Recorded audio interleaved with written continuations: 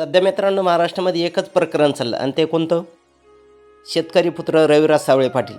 आता यांना सांगा 25 कोटी रुपयाची मानहानीचा दावा केला. कोणी केला? तो महसूल मंत्री चंद्रशेखर बावनकुळे. अहो शेतकऱ्याला जर 25 कोटीचा दावा दिला तर तो कुठं बुडेन भाऊ? अ कुठून देईल तुम्हाला? अहो थोडा विचार करा. आणि ते गलत काही नाही बोलले ना. ते बोलले ते योग्य बोललेत ते. आणि तुम्ही त्यांच्यावर 25 कोटीचा दावा ठोकला. शेतकरी कुठून देणार?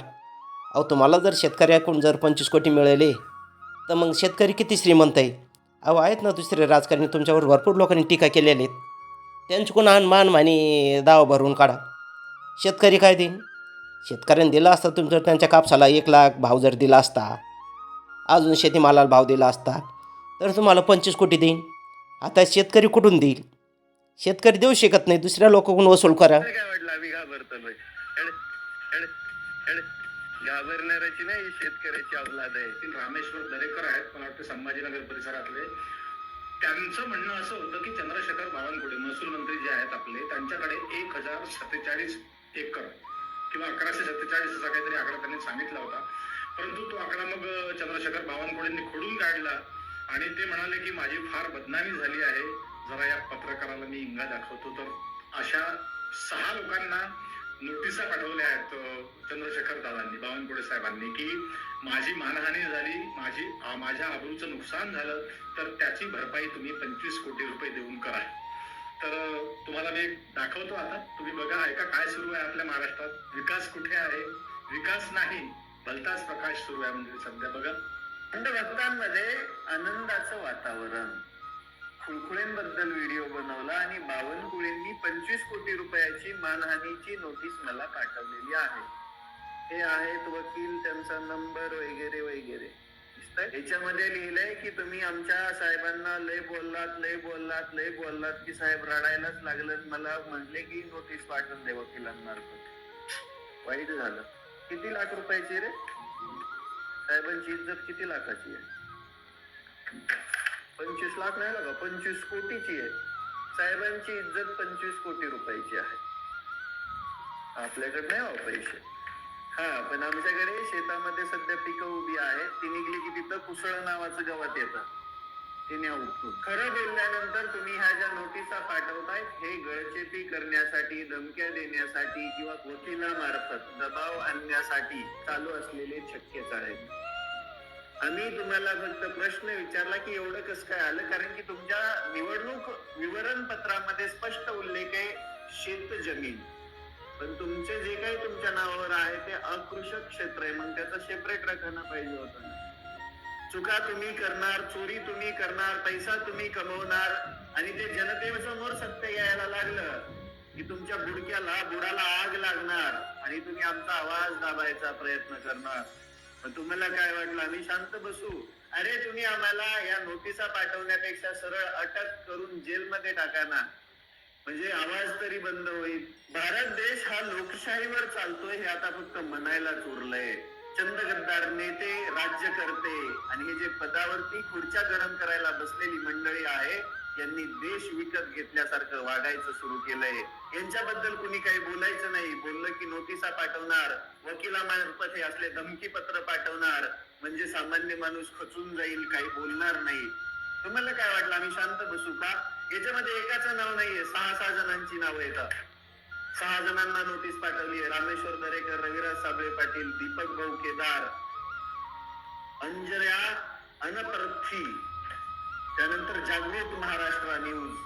अरे न्यूज चॅनल पण म्हणजे तुमच्यासारखं बोललं की ते चांगले आणि तुमच्या विरोधात बोललं की तुम्ही डायरेक्ट दावा ठोकणार, केसेस करणार, तोंड दाबायचा प्रयत्न करणार. मान्य तुमच्या हातामध्ये सत्ता आहे, पण तुम्हाला काय माहिती आमच्या हातामध्ये भारताचं संविधान आहे. आम्ही कशालाच घाबरत नाही. तुम्ही आम्हाला उचला, जेलमध्ये टाका. असल्या धमक्या देण्यापेक्षा सरळ अटक करा आणि आमचं तोंड दाबून टाका. आम्ही जोपर्यंत बाहेर आहोत तोपर्यंत आम्ही बोलत राहणार. काय झालं माहितीये का? तुम्हाला वाटतं का रविराज साबळेंचं ऐकलं तुम्ही? हे घाबरणाऱ्यांपैकी लेकर आहेत काय? अजिबात घाबरणाऱ्यांपैकी नाही. महसूल मंत्री ताकदवर असतील, चंद्रशेखर बावनकुळे साहेब, बीजेपीची सत्ता असेल, एखादी सत्ता असेल मंडळी, हे 6 लोकांना नोटीसी पाठवल्या आहे. अर्थात दावा ठोकलाय 25 कोटी रुपयाचा. रविराज साबळेनंतर माझ्याकडे 25 कोटी काय 25 रुपये नाही, मी नाही देणार. 25 कोटीच्या दाव्यापासनं ठिणगी पडली महाराष्ट्रात. आणि मग ठिणगी पडल्याबरोबर विठ्ठल कांगणे सरांना माहिती झाली.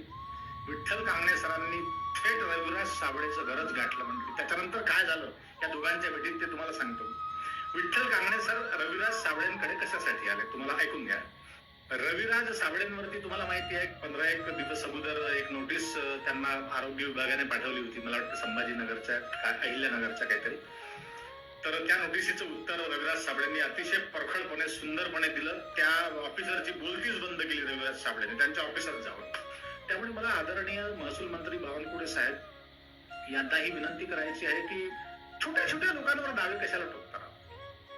लहान लोक आहेत, ते बोलतात, ते बोलू दे की. त्यांना संविधानाचा आधार घेऊन बोलतात, कायद्याचा आधार घेऊन बोलतात, लोकशाहीची इब्रत करतात म्हणून बोलतात ते लोक. त्यांना तुम्ही संपवाल तर मग कोणाला ठेवाल या राज्यामध्ये, या देशामध्ये मंडळी? त्यांच्यावरती दावे काय ठोकतात? छोटी माणसं आहेत ती. अहो, तुमच्या बरोबरीची, तुमच्या बिलकुल पहिलवान गडी पाहिजे असतात तसे गडी तुमच्याकडे आहेत ना. तुमचे विरोधी पक्ष आहेत, त्यांच्यावर ठोका. ते किती काही ते किती वाह्यात बोलतात, तुम्हाला स्क्रीनवर बोलतात, मुलाखतीतून बोलतात. त्यांच्यावर दावे ठोका. ते देऊ शकतील ना. तुम्हाला 25 कोटी वसूल करायचे आहे ना. तुमची इब्रत 25 कोटी रुपयांची आहे साहेब. तर तुम्हाला 25 कोटी मिळाले पण पाहिजे ना. तेव्हाच तुम्हाला चांगलं वाटेल ना, बरं वाटेल ना की नाही बाबा मला माझ्या इज्जतीचे दाम मला मिळाले. हे देऊ शकतात का 25 कोटी रविराज साबळे, विठ्ठल कांगणे सर?